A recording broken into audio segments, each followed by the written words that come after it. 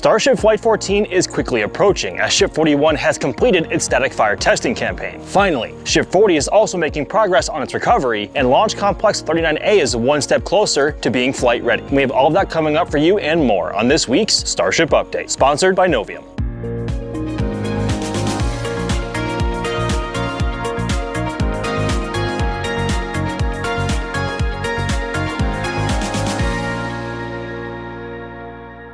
Starting at the production site, there has been a flurry of activity this week. We followed several nose cones moving through, including Ship 43s leaving Star Factory and heading into Megabay 2. It still has to be stacked with the remaining vehicle sections, which are currently still in Star Factory. On August 18th, we saw the ship static fire stand make an appearance, about to take Ship 41 from Megabay 2 to Massey's, where it completed 2 separate static fire tests. But more on that later. We also noticed the aft section of the booster horizontal breakover jig entering Megabay 2. This enables Super Heavy boosters to be laid down horizontally for transport using the Marmac 31 barge, also known as You'll Thank Me Later, which is crucial for initial Starship operations in Florida, as there is no way to manufacture vehicles here just yet. And yes, I meant to say Megabay 2, even though boosters are built and handled in Megabay 1. The distance between Megabay 1 and Star Factory is about 50 meters, and as you may know, Super Heavy is about 70 meters tall. Therefore, this breakover procedure will take place in Megabay 2, which has about 100 meters clearance to Gigabay. And speaking of which, all of this will become redundant when that's finished, as it's large enough by design to support all of this in-house. Booster 22, currently assigned to Flight 15, is in Megabay 1 after being fully stacked last week. Based on previous timelines, it may begin its crowd testing campaign at Massey's by early to mid-September. This is when SpaceX will load the tanks with nitrogen in place of methane and liquid oxygen to verify structural integrity ahead of flight. The next booster in line, Booster 23, currently has 4 of its 10 sections stacked inside Megabay 1. Sections A3 and A4 were moved at a Star Factory this week for stacking. Next up should be the A5 section, followed by the final aft section, after which the massive transfer tube can be rolled out and placed inside. Over on the ship side, Flight 15 candidate Ship 42 finally had its second aft flap installed. We anticipate it being sent to Massey's for crowd testing soon, as Ship 41 recently completed its own testing and returned to the production site on Saturday morning. Ship 43's forward dome and PEZ dispenser were moved into Megabay 2 this week to join its nose cone. By now, they're most likely stacked. We believe Ship 43 is assigned to Flight 16 and may be the first ship for Florida operations. Not 100% sure on that yet, so we'll have to be patient. And speaking of Starship production, Gigabay has officially closed out one of its first chapters. Its overall structure has finally been completed, and construction workers were spotted outside with a heavily signed structural beam before it was lifted into place on Saturday. It appears this was in ceremony, closing out this phase of construction. It's kind of wild now to think that both of SpaceX's massive next-generation assembly facilities are at their full height now, including that Gigabay right over there at Roberts Road. Inside, bridge cranes will be used to assemble Starship vehicles vertically. 3 sections are needed to make 1 girder, and 2 girders are needed per crane. You can see that here in this post from Kiko Donchev referring to Florida's Gigabay. One of this week's deliveries brought additional lifting hardware components, which are also visible in this image from Kiko. Once Gigabay is finished, it will massively increase vehicle production rates, which in turn will support increasing launch cadences. Over at the launch site, work continues at both Pad 1 and 2. Grinding was observed on Pad 2's chopsticks. This is likely in preparation to move vehicles onto the launch mount soon, or preparing for a catch in the near future. But SpaceX will not attempt a catch on this flight though, so this gives them more time to make sure everything is as it should be. But again, more on that later. On August 16th, work was observed on one of the booster quick disconnect hoods at Pad 2. A fresh coat of paint was applied, along with some sanding around the structure. The BQD supplied both methane and oxygen to Super Heavy boosters, and considering their proximity to 33 Raptor engines, the BQD hoods offer protection for delicate fuel lines against their heat and abrasion. Unlike the original Pad 1 layout, Pad 2 has 2 separate BQDs, one for each propellant. They're also located on the opposite side of the launch mount compared to before. Workers were also seen underneath the launch mount. This too is likely in preparation for Flight 14 operations. SpaceX also conducted 2 deluge tests here at Pad 2 this week. We have seen no shortage of these tests in the last few months, but SpaceX has to make sure this system works as intended. Over 400,000 gallons of water are pumped through the deluge system. Simply put, the exhaust from Super Heavy flash boils the water, absorbing the heat and acoustic energy, preventing damage to the pad's infrastructure. During these tests though, only the trench's deluge system was activated, as scaffolding was still in place on top of the launch mount. Before these tests, workers were seen underneath. They were probably checking over all the systems. Workers were also inspecting and modifying the base of Pad 2's tower, which has seen some recent modifications, including the addition of cladding last week. Over at Pad 1, workers were on man lifts inspecting and working on the chopsticks over the course of the week. The chopsticks here are being adapted from their original configuration to the newer and shorter version that works with Starship version 3. Adapting Pad 1 overall is no small feat, especially when you're talking about the updated launch mount design. And speaking of, sections of this new launch mount were also spotted. With several sections now at Starbase, we now have to wonder how long it'll be before it's fully built and transported back to Pad 1. You know, I do wonder how close we really are to seeing the OG pad back in action. There was some activity over at the tank farm this week as well, with some of the pipes getting frosty. This is likely some testing they wanted to run through to make sure all is sound. After all, it could be supporting a booster at the pad as early as this week, so best to check ahead of time now. This is common practice. Now, I feel like there's an elephant in the room just begging to be addressed here, like either above my head or like over my shoulders or behind me. Oh yeah, Ship 40. If you remember, Ship 40 was launched on Flight 13 about a month ago now, and it survived splashing down in the Indian Ocean, the first to do so. Regarding its recovery, a semi-submersible vessel named Forte has arrived at Christmas Island and is on station with the other recovery vessels that we've become used to. Now you might be wondering what kind of vessel is needed to transport this 15-story tall and 9-meter wide vehicle. Forte is a behemoth. It can submerge its 177-meter long deck so cargo can be loaded.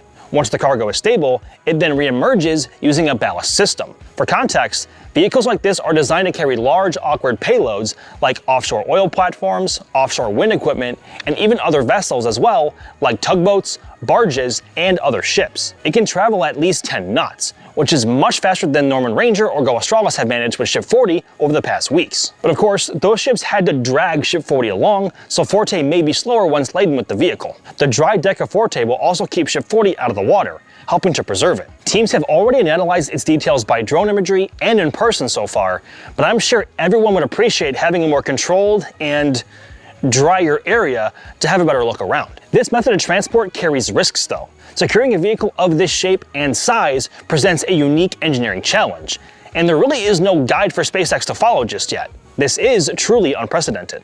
As it stands now, Ship 40 is about 10,500 miles away from home, and there are a few possible routes to come back, each taking at least 40 days. If SpaceX chooses to go through the Panama Canal, their journey might take around 46 days. Alternatively, the ship could also travel around the Cape of Good Hope in South Africa, which would take approximately 48 days. Let's say it takes about a week for teams to secure Starship on Forte. Either of these routes have Ship 40 returning to Starbase by the end of October for comprehensive inspections, and perhaps even for display. When do you think Ship 40 will come back? Or will it even make it back at all? Let us know in the comments section down below, and stay tuned to our social media channels to keep updated. With Ship 40's recovery well underway, there's a question of what this means for Flight 14 and Ship 41. Last week, Ship 41 was placed onto the static fire stand and then rolled to Massey's for engine testing. Day 1 saw an expected single engine static fire lasting approximately 15 seconds. This was done to simulate an engine relight in space, like for a deorbit burn. However, there was one key difference this time around though. In a post following the test, SpaceX mentioned that it had demonstrated a deorbit burn for upcoming orbital flights. This could be hinting that Flight 14 will be the first orbital flight of Starship. More pessimistically, it could also point to a later flight. But personally, I have hopes for this one. While we're on this topic, we have a brand new net or no earlier than date as well. Previously, the high-profile mission slide from Kadena pointed toward August 28th. However, this slide has since been updated to show September 15th as the new target. But why that delay? More on that later, as it could involve the booster. Coming back to Ship 41 now. The very next day, SpaceX completed a 60-second 6-engine static fire of Ship 41. It has since rolled back to the production site and back into Gigabay 2 for pre-launch checkouts. This involves reviewing static fire data, finishing up the heat shield, and installing the flight termination system, amongst other things. But here's the real question though. With Ship 41 potentially going to orbit, will SpaceX bring it back to the tower for a catch? To answer this, we have to go back a little bit. Back in February, good God, that was 6 months ago, Elon posted on X that SpaceX would not go for a ship catch until after 2 perfect soft landings in the ocean. This statement could very well still hold. Of course, we know that Ship 40 landed softly in the ocean, as SpaceX is still recovering it, as we talked about earlier. So whether they've done 2 perfect soft landings depends on Ship 39. If you recall back to Flight 12, Ship 39 did land in the ocean, but it performed a sort of pirouette which hasn't been confirmed to have been intentional or not. But after Ship 40 successfully splashed down right on target and survived, Elon did say they might attempt to catch with Ship 41 if they don't find anything troubling in the data. So if we go by this, then either Ship 39 was perfect or that original statement is now outdated. It's tough to say which right now. More recently though, as in last week, Elon had said that SpaceX will attempt a ship catch in a few months, and then if there was a tower out at sea, Ship 40 would have been caught. Regarding Flight 14, this indicates no catch, as Flight 14 is definitely not a few months away, more like weeks or days. That means Flight 15 looks promising for a potential Hail Mary, as in a double catch attempt for both booster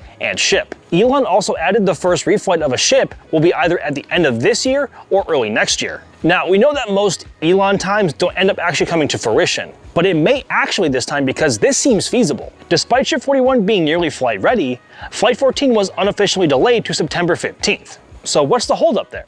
Well, we think Booster 21 might be the culprit. Booster 21 finished its crowd testing at Massey's mid last month and then rolled back into Megabay 1. But since then, we haven't seen it. By now, it probably has its grid fins, its aft thermal paint, completed shines, and maybe even most of its engines, but it may still be a week or so from static fire readiness. As we know, version 3 boosters have been struggling after hot staging in terms of their boost back and landing burns. On Flight 12, Booster 19's boost back and landing burns both failed, and it plunged into the Gulf, still traveling supersonic. On Flight 13, Booster 20's boost back burn was cut short, and then failed to ignite all 13 engines for the landing burn before, again, hitting the water quite hard. It's possible SpaceX is taking extra time looking over Booster 21 and applying changes from lessons learned on the previous 2 flights. And honestly, they're at the point now where Booster 21 has to succeed here with a soft landing and controlled splashdown in the Gulf. That way, they can finally move on to catching and reusing version 3 boosters. Starship's presence on the Space Coast by the end of the year may depend on this. The longer it takes for SpaceX to spare a booster, the longer it will be before one is sent here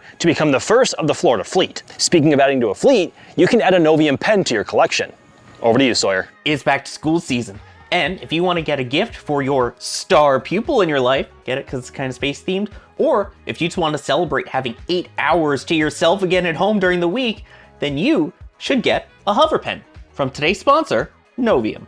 Novium hover pens are inspired by space and are a great way to have that little reminder of the coolness of weightlessness in your workspace. The hover pen Interstellar has a tilt of 23.5 degrees, about the same as Earth's axis of rotation. I wish I had a pen like this when I was in school. And imagine if you're a teacher and had this hovering on your desk. I mean, it would be the focal point of your classroom and make you the coolest one in the school. It's available in 4 great colors like Space Black, which is the one I have, and Mars Magma. Plus, there are premium editions made with 18-karat gold and that have a real meteorite embedded in them. The Hover Pen Future writes super smooth using both tips. It features an interchangeable tip, so you can have a rollerball or fountain tip and switch back and forth as desired. Grab one for yourself, or maybe get one for someone or a teacher that you love. I mean, it's already gift ready. Take a look at the packaging. Head to the link in the description or scan the QR code on the screen now to get 15% off, but only for the next 72 hours.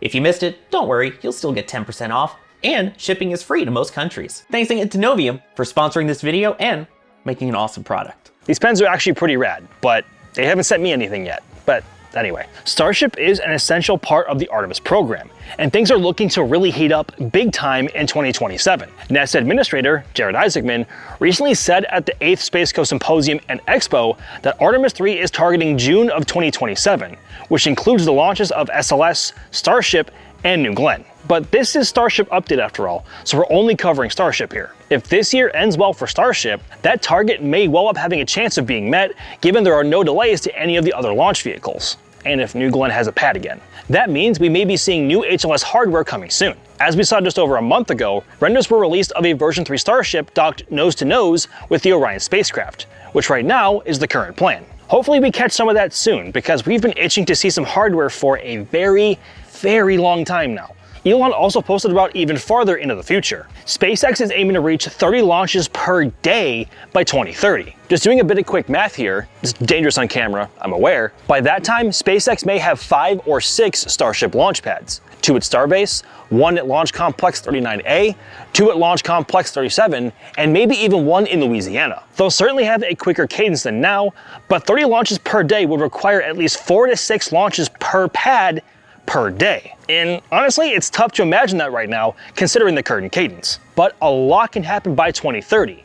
and 3.5 to 4 years in SpaceX time is an eternity. Plus, we know how fast they can move. 30 per day would require an insane ramp up in operations, but even if they only manage multiple launches per week, that is still an incredible ramp up considering the size and scale of Starship. For that ramp up, SpaceX will have to increase Raptor testing at McGregor. Right now, Starship requires 39 engines per flight, and it's launching roughly every month and a half. In the future, Starship could see an increase up to a 42 engine variant, 33 on the booster, and 9 on the ship compared to 6 now. And if they are launching so many times per week or per day, they will need far more engine run-throughs at McGregor, even with booster and ship reuse in play. So with that, it's time for our McGregor Minute. SpaceX had an interesting week of testing here, completing a total of 12 Raptor firings. Of the 12 tests, 2 really stood out here. Both occurred at Raptor North, with this testing lasting for around 345 seconds. This is about as long as the ship's ascent burn from hot staging to engine cutoff. So this may be an engine destined for a future ship,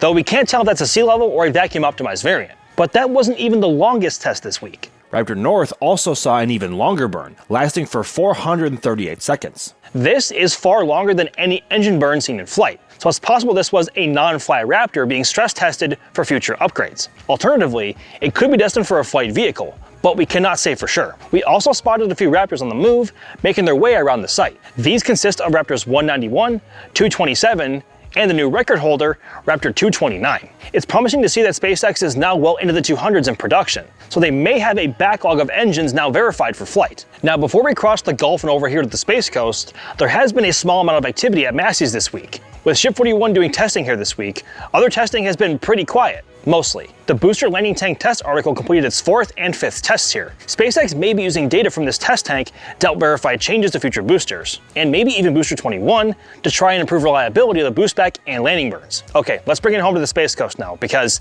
even though it's been pretty quiet here, that launch pad over there has had a flurry of activity this week. That pad being Launch Complex 39A. Right now, it's preparing for the first ever Starship launch from Florida, as SpaceX appears to have done some purging of the lines here. This is done to ensure that there is no debris inside. You don't want any of that getting inside anywhere, especially on vehicles. Alongside the purging, SpaceX is also finally installing the hold-down clamp doors, which are designed to quickly shut after releasing the booster at liftoff to protect themselves and launch mount internals from 33 Raptor engines. Also, the Buckner LR-11000 crane here was reconfigured for what may be the installation of the tower roof. This would finally complete the full height of the tower, but its primary purpose is to protect its internals from any engine exhaust damage during a flight or catch. And speaking of the tower, the SQD arm was extended for the first time since March. While not moving as quickly as it would during flight operations, it is promising to finally see some motion here. Some further hardware additions are still needed here before a vehicle can fly, specifically for the tank farm. This week, 2 more tanks rolled by the VAB,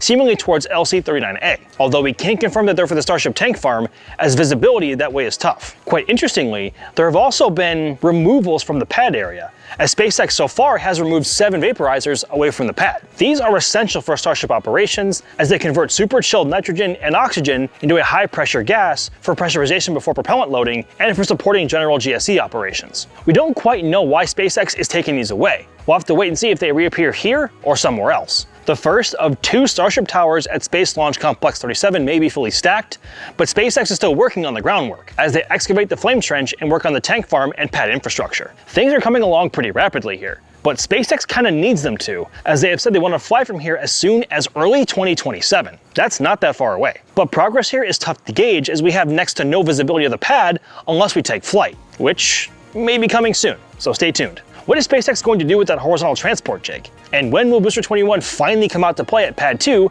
for static fire testing? Let us know in the comments section down below. And thanks again to Novium for sponsoring this video. Check the link in the description and get 15% off your order at checkout. I'm Max Evans for NSF. Thank you so much for watching, and I'll see you guys next time.